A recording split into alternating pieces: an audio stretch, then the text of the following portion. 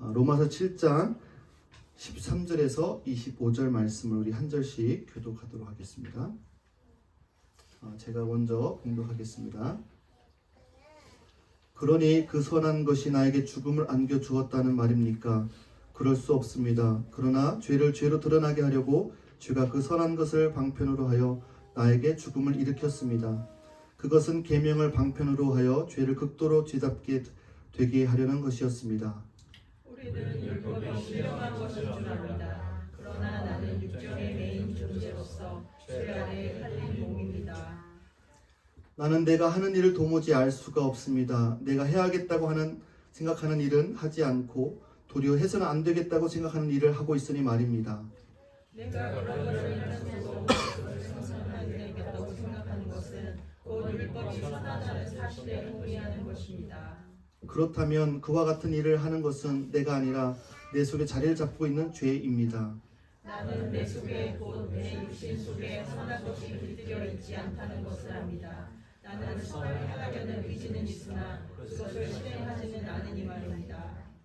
나는 내가 원하는 선한 일을 하지 않고 도리어 원하지 않는 악한 일을 합니다. 내가 해서는 안 되는 것을 하면 그것을 하는 것은 내가 아니라 내 속에 자리를 잡고 있는 죄입니다. 여기에서 나는 법칙 하나를 발견하였습니다. 곧 나는 선을 행하려고 하는데 그러한 나에게 악이 붙어 있다는 것입니다. 나는 속사람으로는 하나님의 법을 즐거워하나 내 지체에는 다른 법이 있어서 내 마음의 법과 맞서서 싸우며 내 지체에 있는 죄의 법에 나를 포로로 만드는 것을 봅니다. 나는 이상한 사람이다. 누가 이 죽음의 몸에서 나를 건져주겠습니까? 우리 같이 읽겠습니다. 우리 주 예수 그리스도를 통하여 나를 건져주신 하나님께 감사를 드립니다. 그러니 나 자신은 마음으로는 하나님의 법을 섬기고 육신으로는 죄의 법을 섬기고 있습니다. 아멘. 2023년도가 벌써 1월이 엊그제 같은데 벌써 10월이 됐습니다. 아마 우리 인생 가운데 이 첫 해를 시작하면서 무엇인가 새로운 비전과 꿈을 가지고 아마 시작하신 분들이 있을 겁니다. 한 매거진에서 이 4천만 명을 대상으로 연구한 결과가 있는데 첫 해 결심한 것을 두 번째 그 다음 주 금요일에 그만두는 사람들이 대부분이다라는 거예요. 네. 의도는 좋았는데 새해 이렇게 해야지 결심을 했지만 작심 3일보다 조금 길었지만 그 다음 금요일에 그만두는 사람들이 대부분이었다라는 거예요. 정말 뭔가 좋은 의도로 시작을 하지만 끝까지 못하는 경우들을 우리가 보게 됩니다. 그리고 슬픈 소식은 우리 중에도 많은 꿈과 목표를 갖고 있지만 올해 말까지 여전히 우리가 원하는 몸무게보다 더 나갈 수도 있고 실제 버는 것보다도 더 많이 돈을 쓸 수도 있다라는 것이죠. 또 여전히 매일 성경을 읽고 싶지만 그렇지 못하는 경우들도 있을 수 있습니다. 변화를 원하는 사람들, 또 변화를 희망하는 분들, 변화를 시도했지만 변화가 가능할까? 내가 바뀔 수 있을까? 확신이 없는 분들이 계실 거예요. 내가 결단하고 해야겠다 했는데 쉽게 되지 않는구나. 나는 변화 가능성이 별로 없나? 라고 생각할 수도 있습니다. 여러분, 성경의 신약 성서를 절반 이상을 누가 썼을까요? 자, 우리 어린아이들 중에 신약 성서를 가장 많이 쓴 사람 누굴까? 아는 사람? 네, 준영이. 땡, 틀렸습니다. 자, 끝에 자가 울자로 끝나요. 네. 바울? 네, 맞았습니다. 네. 바울이었습니다. 사도 바울. 오늘 읽은 말씀에 뭐라고 고백하냐면 내가 옳은 일을 하려고 노력을 하지만 옳은 일을 하지 않고 그릇된 일을 한다라고 하는 거죠.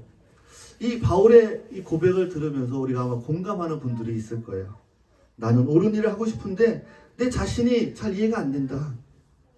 난 그러고 싶지 않은데 난 잘못된 일을 하고 싶지 않은데 어쨌든 그렇게 한다라는 거예요. 우리 아이들도 부모님 말씀 잘 들어야지, 순종해야지 마음속으로 하지만 어느 순간 내 입에서는 부모님께 순종하지 않는 말을 하고 또 그런 태도를 보이기도 하죠. 어른들도 마찬가지죠. 아내에게, 남편에게, 또 다른 이웃들에게 정말 잘 사랑해야겠다 하지만 그렇지 못할 경우들이 있다라는 거예요. 그러면서 바울이 뭐라고 그래요? 나는 정말 비참한 사람이다. 나는 정말 비참한 사람이다 라고 이야기를 합니다. 아마 이 이야기를 들으면서 정말 내 마음과 똑같아 공감하는 분들도 있을 것입니다. 도대체 나에게 무슨 문제가 있나? 올해도 내가 바꾸려고 했고, 작년에도 바꾸려고 했고, 재작년에도 내가 좀 뭔가 변화되고 좀 나은 모습으로 살려고 했는데 그렇지 못하는 거죠. 아마 여러분들도 바울처럼 아니 다른 사람들처럼 바른 올바른 의도를 가지고 있습니다. 하지만 불행하게도 많은 사람들이 올바른 의도를 가지고 있음에도 불구하고 실제로는 잘못된 방향으로 삶을 살아가고 있는 것을 보게 됩니다. 뭔가 변화하려고 노력하지만 잘못된 방식으로 우리가 변화하려고 노력하고 있다는 거예요. 여러분, 실질적으로 우리가 변화하는 것은 굉장히 중요합니다. 그런데 우리가 잘 아셔야 될 게 있는데 뭐냐면 변화는요, 우리의 행동이 바뀌는 게 아니다라는 거예요. 진정한 변화는요, 영적인 변화이어야 된다라는 거예요. 그냥 단지 외부에 내 보여지는 것, 행동을 바꾸는 것이 아니다라는 거예요. 하나님께서 우리의 내면을 변화시키도록 우리가 우리 자신을 내어드려야 된다는 것입니다. 단지 외적인 행동의 변화가 진정한 변화가 아니라 이 영적인 변화가 진정한 변화다라는 거예요. 그래서 사도 바울은 7장에서 나는 내가 하는 일을 도무지 알 수가 없습니다. 내가 해야겠다고 생각하는 일을 하지 않고 도리어 해서는 안 되겠다고 생각하는 일을 하고 있으니 말입니다 라고 말하는 것이죠. 그러면서 누가 나를 이 죄와 죽음에 지배하는 이 내 삶에서 구원할 수 있습니까? 라고 질문합니다. 그리고 바울이 뭐라고 대답해요? 하나님 감사합니다. 답은 나의 노력에 있지 않다라는 거예요. 그것은 바울의 외적인 행동에 있지 않다라는 거예요. 그 답은 우리 주 예수 그리스도 안에 있습니다 라고 바울은 이야기하고 있습니다. 그냥 단순히 우리의 행동을 바꾸는 것이 아닙니다. 영적인 변화가 있어야 된다라는 거예요. 우리 기독교인들이 오해하고 있는 것들이 있는데 첫 번째는 뭐냐면 이 잘못된 사고입니다.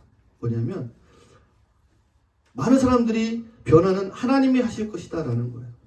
하나님은 우리를 그분께 인도하셨고 성령이 우리를 부르셨고 그분의 은혜가 우리를 변화시킵니다. 우리는 은혜로 구원받았습니다 라고 하나님을 믿습니다.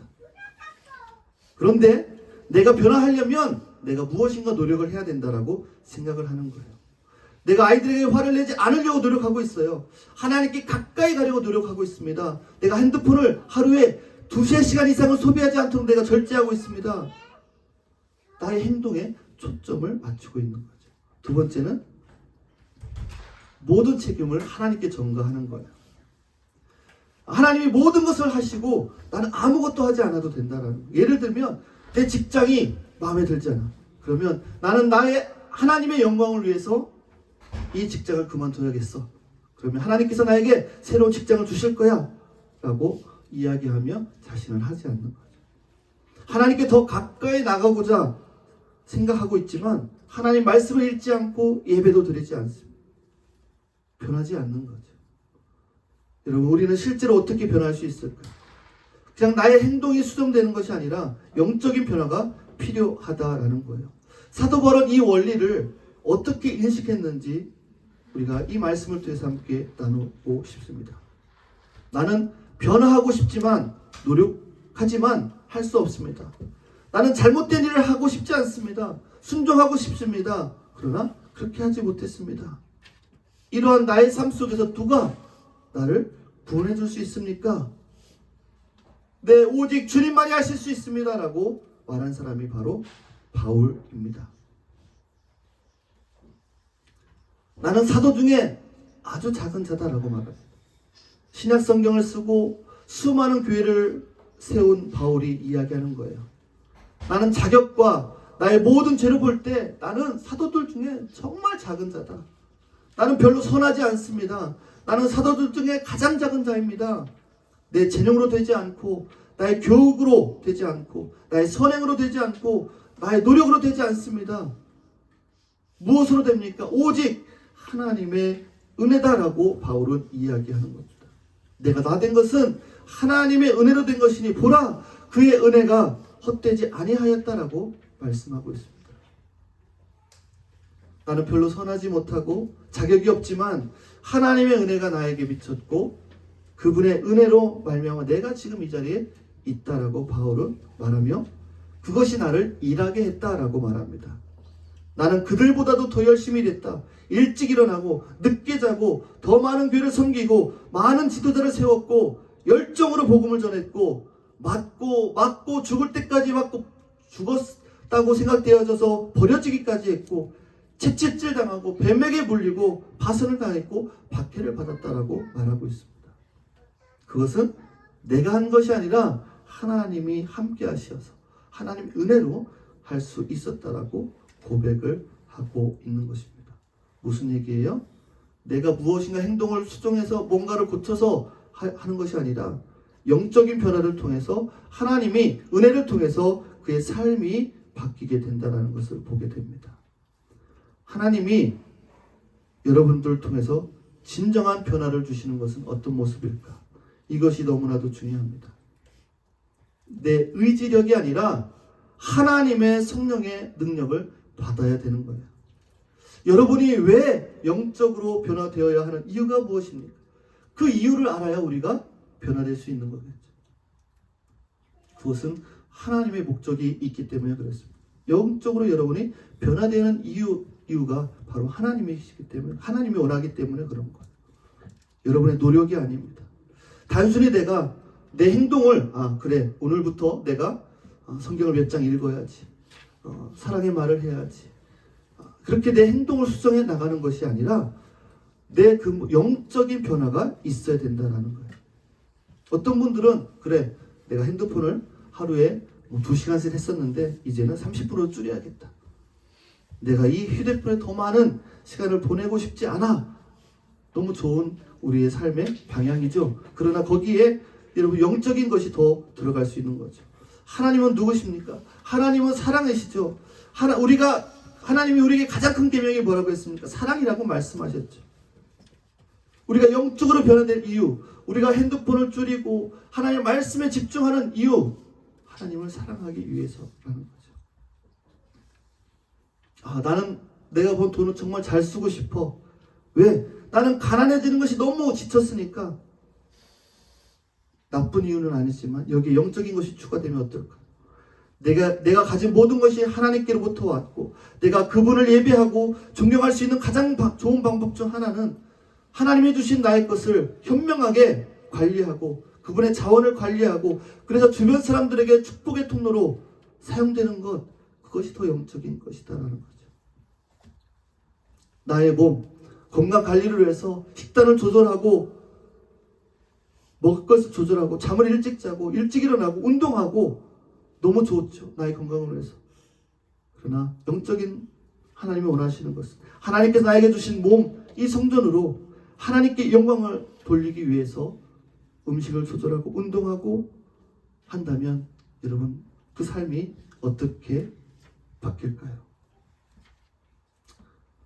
스가랴서 4장 6절 말씀에 이렇게 말씀합니다.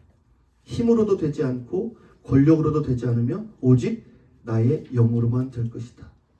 만군의 주님께서 말씀하신다. 여러분 주님의 영으로만 우리는 변화될 수 있습니다. 하나님의 성령이 여러분을 통해 역사하실 때 바울은 내가 한 것이 아니요 나를 통한 하나님의 은혜다라고 고백한 것처럼 저와 여러분도 그 고백을 할 수 있다라는 거예요. 여러분이 혼자가 아니다라는 거예요. 강력한 하나님의 능력이 함께하는 것을 믿으시기 바랍니다. 여러분 한번 사진 한번 보여주시죠. 네, 자, 여러분 편에서 보면 이 왼쪽에 자전거가 있어요. 이 자전거는 이 두 개의 자전거가 있는데 차이가 뭘까요? 이 자전거의 차이가 뭘까요? 하나는 네, 자기가 돌려야 되고요. 네네. 하나는 전기로 갈 수 있어요. 네, 맞습니다. 자, 자전거를 이 동력이 이건 사람이 힘을 써야 되는 자전거예요. 자, 그럼 언덕으로 올라갈 때 어느 자전거가 더 편할까요? 당연히 전기 자전거가 편하죠. 네, 언덕으로 올라갈 때 열심히 땀을 흘리면서 올라갑니다. 그런데 옆에 자전거는 편안하게 쭉 올라갑니다.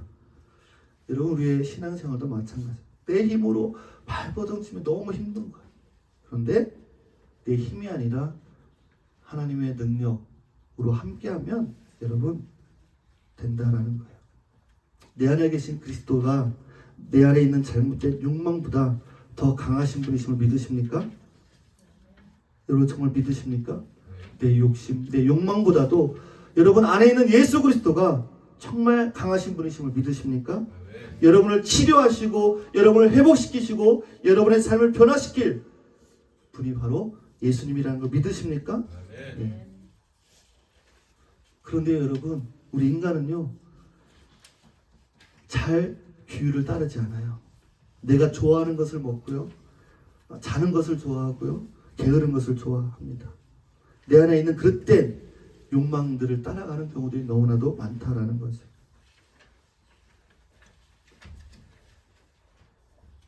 여러분, 예수 그리스도가 여러분 저와 여러분 안에 계심을 믿으십니까? 그렇다면 그분이 바로 저와 여러분에게 피할 길을 주실 것입니다. 혼자가 아닌 거예요. 여러분, 자녀들에게 화를 내고 싶은 유혹에 빠지면 안 돼, 안 돼. 나는 예수님의 모범으로 내 아이들을 이끌고 싶다. 그런 영적인 생각을 여러분 기억하시기 바랍니다. 영적인 유산을 나는 아이들에게 물려주고 싶다. 그런 마음을 가져야 되는 거죠. 여러분, 성령의 열매 능력을 우리는 받은 사람들이에요. 그것은요 내 능력이 아니에요. 그것은 성령의 열매예요. 그것은 사랑과 희락과 화평과 자비의 온유하실 신실과 절제입니다. 영적인 변화가 우리는 필요합니다. 우리가 행동만 바뀌면 어떻게 될까요? 사람들이 얘기하죠. 아, 며칠 못 가, 저 사람. 행동만 바뀌면요 다시 돌아갈 가능성이 큽니다. 아, 이날은 이렇게 잘해줬는데 또 며칠 지나면 다시 잘 못하는 거죠. 실제적이고 지속적인 변화가 우리에게 필요한데 그것은 영적인 변화가 우리에게 있어야 되는 것입니다. 여러분, 변화 없는 갇혀있는 삶에 지쳐있는 분들이 있습니까? 오늘 이 말씀을 통해서 여러분 우리의 소망을 발견했으면 좋겠고 우리의 삶을 변화시키는 힘이 예수 그리스도에게 있음을 우리가 오늘 경험할 수 있기를 간절히 축복합니다. 오래전에 나에게 상처를 준 사람에 대해서 아직도 원한을 품고 있는 사람들이 있습니다. 사람의 삶을 인생을 바꾸지 못하는 일에 변화시킬 수 없는 일에 내 인생을 혹시 낭비하고 있지는 않습니까? 왜 이렇게 살고 있을까요? 내가 바꿀 수 없는 환경, 거기에 내 열정을 다 낭비하고 내 안에 상처를 안고 왜 이렇게 살아갈까요? 이유는 여러 가지가 많이 있겠죠. 그런데 가장 주된 이유는 뭔가요? 영적인 문제다라는 거예요. 왜 나는 변하지 않는가? 대부분의 경우 하나님의 은혜 외에 다른 것으로 나의 필요를 채우거나 상처를 다른 것에서 받으려고 하기 때문에 치료하려고 하기 때문에 그렇다는 거예요. 바울은 25절에 말씀했잖아요. 주님이 나를 도와주실 수 있다라는 거예요. 거기에 감사드린다라고 말하고 있습니다. 나는 착하지도 않습니다. 충분히 나도 그런 줄 압니다. 바울을 변화시킨 그 동일한 그 은혜가 저와 여러분에게도 함께 하시는 줄 믿으시기 바랍니다. 여러분의 삶의 중심의 힘은 바로 하나님의 은혜인 것을 믿으시기 바랍니다. 우리가 모두가 그렇듯이 의지력도 없고 힘도 없고 실패했을 때 하나님께서는 뭐라고 말씀하시냐면 내 능력은 약한 데서 가장 잘 역사한다라고 말씀하십니다. 바울은 내가 나의 약함을 잘하는 것이 더 기쁘다라고 말하고 있어요. 여러분을 통해 하나님이 일하심을 믿으시기 바랍니다. 여러분 연약하심을 느낍니까? 나는 왜 이렇게 안 돼? 연약함을 느끼십니까? 하나님이 여러분을 통해 일하실 것입니다. 내가 내 삶에서 내 모습에서 나는 도저히 바꿀 수 없어라는 부분들을 발견했다면 그 영역은 하나님이 바꾸실 수 있는 영역입니다. 여러분 예수님이 우리를 그냥 좀 더 나은 사람으로 만들기 위해서 이 땅에 오신 분이 아닙니다. 예수님은요 우리를 구원하고 변화시키고 자유케 하려고 오신 분이십니다. 그 아들이 자유케 한 사람은 참으로 자유를 경험할 수 있는 것입니다. 오늘 이 시간에 하나님이 우리 안에서 일하시기를 원합니다. 성령께서 움직이시기를 간절히 기도합니다. 여러분 우리의 욕망에 굴복하지 마시고 우리를 통한 하나님의 놀라운 은혜가 여러분 우리의 삶을 지배할 수 있도록 그 주님 앞에 우리가 무릎 꿇을 수 있기를 간절히 축복합니다. 여러분 교회 다니면서 얼마나 우리가 노력을 합니까? 정말 잘 믿어보겠다고 좀 잘 살아보겠다고 열심히 노력합니다. 예배도 빠지지 않고 수요일 금요일 새벽 예배 봉사 열심히 합니다. 노력합니다. 하나님 도와주세요. 하나님 도와주세요. 하나님께 정말 충분히 좋은 사람이 되고 싶습니다. 그런데 아무리 노력해도 되지 않아요. 왜 그럴까요? 그 이유는 태어날 때부터 문제를 안고 태어났기 때문에 그래요. 죄성이 있기 때문에 그래요. 제 성격상 잘못된 일을 하는 경향들이 있는 거예요. 내가 완벽해지고 하나님의 표준에 따라 생활하는 것이 여러분 불가능한 일이다라는 거예요. 주님이 없으면 불가능한 일입니다. 하나님은 예수님의 인격으로 육신이 되셨습니다. 여러분 바울은 누가 나를 구원할 수 있겠는가? 바로 예수님이다라고 말하고 있는 것입니다. 여러분을 구원할 수 있는 분이 누구십니까? 바로 예수님이십니다.